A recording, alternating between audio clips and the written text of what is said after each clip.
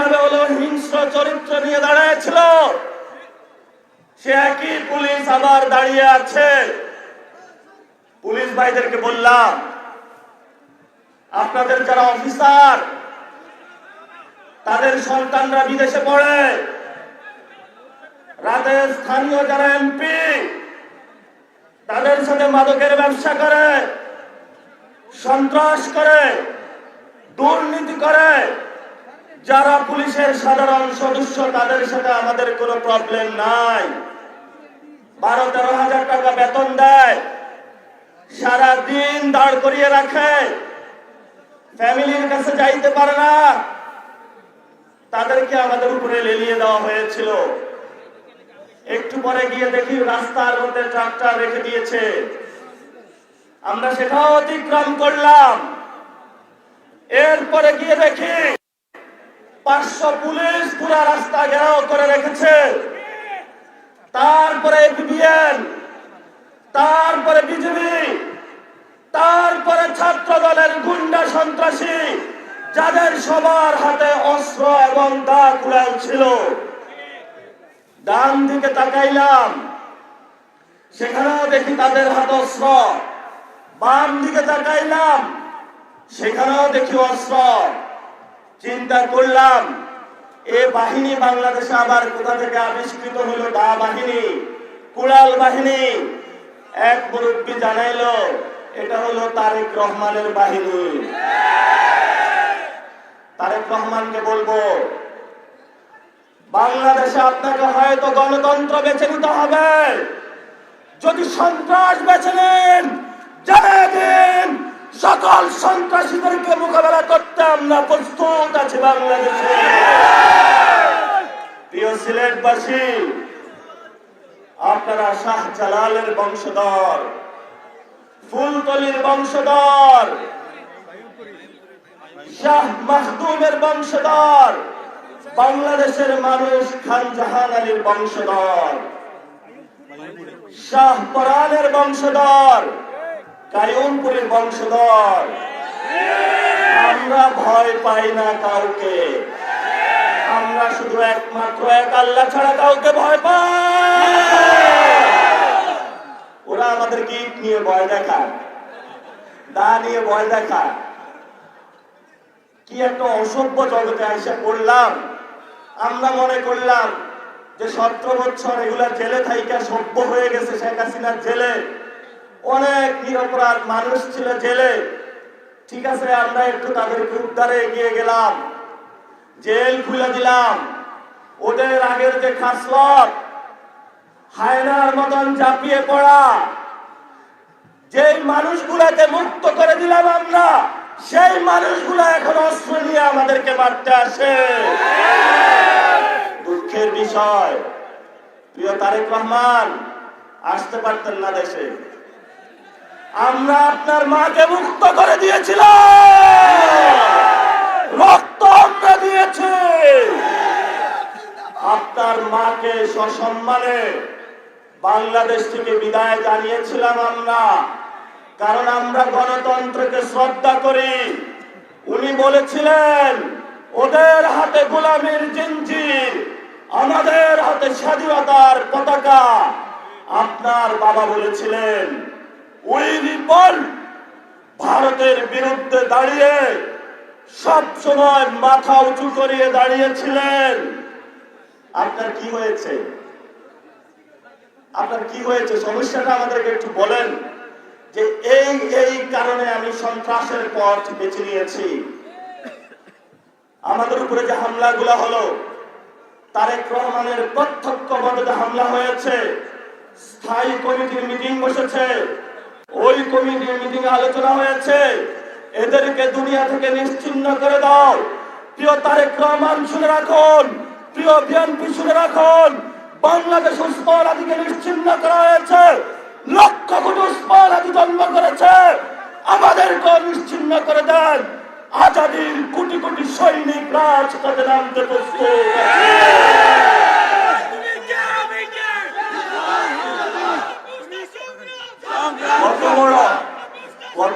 কত বড় চিন্তিত সন্ত্রাসী আপনারা চিন্তা করেছেন? নির্বাচনের আগে আমরা বলেছিলাম তারেক রহমানকে 4টা পথ পরিহার করতে হবে। 1 নম্বর হলো বাংলাদেশে চাঁদাবাজি পরিহার করতে হবে, 2 নম্বর সন্ত্রাস পরিহার করতে হবে, 3 নম্বর দখলদারি প্রতিহত করতে হবে, 4 নম্বর যারা ভারতীয় বাংলাদেশের আজাদী খেয়ে ফেলতে চায় ওদেরকে প্রতিহত করতে হবে। যদি প্রতিহত করতে না পারেন বলেন বাবারা ক্ষমতা চালাইতে আর পারি না, আজকে আপনি ইস্তফা দিয়ে দেন, আমরা ক্ষমতা চালাইতে পারবো, সমস্যা নাই। আমাদের কোনো গুন্ডা পান্ডা লাগবে না, কোনো সন্ত্রাসী লাগবে না, আমাদের কোনো দখলবাজ লাগবে না, কোনো টেন্ডারবাজ লাগবে না, কোনো চাঁদাবাজ লাগবে না। আমরা জনগণের শাহজালালের উত্তরসূরি হয়ে যেইভাবে বাংলাদেশের মজলুমদের পক্ষে উনি দাঁড়িয়েছিলেন, আমরা সেইভাবে ন্যায় ইনসাফের আজাদের বাংলাদেশের রাষ্ট্র কায়েম করতে প্রস্তুত আছে ইনশাআল্লাহ। সবাই প্রস্তুত আছে? আজকে আমরা আপনাদেরকে একটু হাত তোলাবো। আমাদের কিছু যুদ্ধ বাকি আছে এখনো, সেই যুদ্ধটার জন্য আমরা আজকে আপনাদের থেকে কমিটমেন্ট নিব। 1 নম্বর যুদ্ধ হলো আমাদের যে 1400 ভাইয়ের লাশ কবরে চলে গিয়েছে, শহীদ হয়েছে, আমরা বাংলাদেশে তাদের হত্যাকাণ্ডের বিচার হওয়া পর্যন্ত মাঠ ছাড়ব না। 2 নম্বর হলো যেই রক্তের উপরে দাঁড়িয়ে সংস্কারের দলিল লিখিত হয়েছে, সেই সংস্কারের দলিল বাংলাদেশে বাস্তবায়ন করা পর্যন্ত আমরা মাঠ ছাড়ব না। 3 নম্বর আমাদের আজাদীর সূর্য প্রাণ পুরুষ শহীদ উসমান হাদি ভাইয়ের হত্যাকাণ্ডের বাংলার মাটিতে বিচার হওয়া পর্যন্ত আমরা মাঠ ছাড়ব না। সবাই আল্লাহর রাস্তায় একটা হাতটা উঁচু করে সেই শপথ গুলা করে বাংলাদেশে আমরা ইনশাআল্লাহ জুলাই সনদ বাস্তবায়ন হওয়া পর্যন্ত মাঠ ছাড়ব না।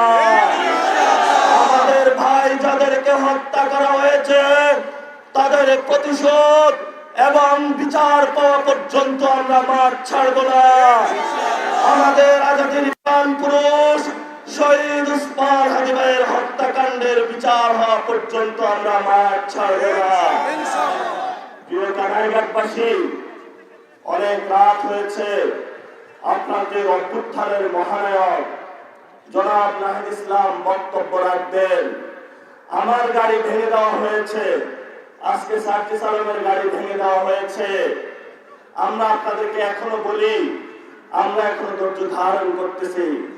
যদি মনে করেন ধৈর্যই দুর্বলতা, তাহলে কি হবে ওইটা বললে তো আবার আমার বিরুদ্ধে বলবে আমি গালাগালি করি। তবে আজকে থেকে চুপ কইলেই গেলাম। আমরা দেখি বিএনপি কতটুকু উঠতে পারে, সেইটুকু পর্যন্ত উড়ুক, উড়ার পরে বাংলার মানুষ প্রস্তুত আছে মাটিতে তাদেরকে নামানোর। পিপিলিকার পাখা গজায়, পরিবার করে পাখা গজাইছে তাদের নতুন করে। আমরা বলবো যে পিপিলিকার পাখা গজাইছে গত 53 বছরে, অনেক পাখনা আমরা দেখেছি। আপনারা ইতিহাস থেকে শিক্ষা নিন। আমরা মরণ পর্যন্ত পথে আছি, কারণ আমাদের শহীদের রক্তের কাছে অঙ্গীকার নামা আছে, আমাদের শহীদ উসমান হাদির কাছে অঙ্গীকার নামা আছে। যে ভাইয়ের চোখ হারিয়েছে, হাত হারিয়েছে, তাদের কাছে অঙ্গীকার নামা আছে। এই অঙ্গীকার নামার কাছে আমরা কোনো পদের কারণে, কোনো টাকার কারণে, দুনিয়াবি কোনো স্বার্থের কারণে আমরা বিক্রি করব না। আমাদেরকে এই নিশ্চয়তা আজকে কানাইঘাটবাসীর সামনে দাঁড়িয়ে আল্লাহর কসম করে খেয়ে বললাম ইনশাআল্লাহ। আপনারা সবাই আমাদের সাথে থাকবেন, সবাই সাথে থাকবেন, সবাই স্লোগান দিতে পারবেন।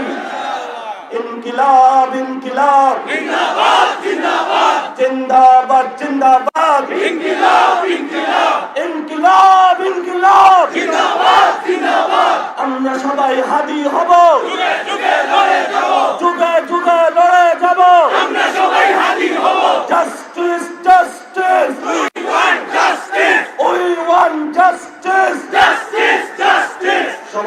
করবেন, আবার দেখা হবে। ভয় পাইবেন না। আপনি যদি ভয় পান তাহলে বাংলাদেশ রক্ষা পাবে না। তরুণ প্রজন্ম দাঁড়ায় থাকবেন। আমরা 400 মারল 1400 প্রস্তুত আছি। 1400 মারলে কোটি কোটি বাংলার লক্ষ তরুণ রাজপথে প্রস্তুত আছে রক্ত দেওয়ার জন্য। তবু আমরা তারেক রহমানের সন্ত্রাসের কাছে আত্মসমর্পণ করব না। লড়াই জারি থাকুক, সেই অভিনন্দন জানিয়ে আমি আমার কথা শেষ করছি। আসসালামু আলাইকুম ওয়া রাহমাতুল্লাহি ওয়া বারাকাতুহু।